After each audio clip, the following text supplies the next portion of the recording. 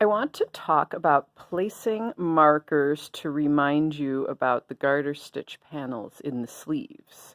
The pattern mentions that this might be a good idea, and you should certainly do it if you feel it would help you stay on track.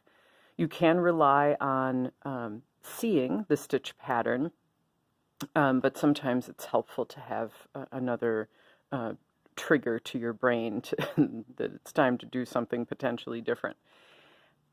The markers are best placed, I think, on round 2. So we've done the marker setup round 1, setup round 2, and then you do rounds 1 and 2 over and over again until you get to the place where you'll divide for the sleeves.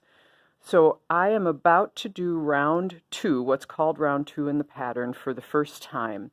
And this is when I can place those markers to border the garter stitch panel without having to move them in order to make increases. I have increased enough stitches on either side of the garter panel, so now the markers can stay in place.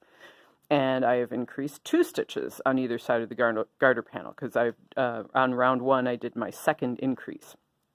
So what I will do for round 2 is to knit and purl some, and I will knit these first 2 stitches because those were increased stitches. I'm about to enter the garter panel. I'll place a marker, and this is yet another color because I have a beginning of round marker, I have markers to remind me about the raglan increases at the sleeves, and now this one serves a different purpose, so it's a different color. I will purl 12. That's what I need to do for the size I'm making.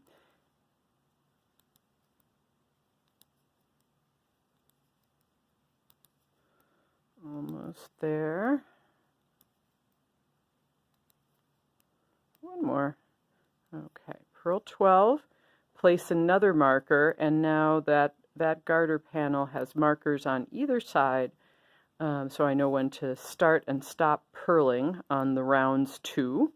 I knit the remaining stitches until the raglan marker, slip it, and then this is the front or back, so I'm just knitting.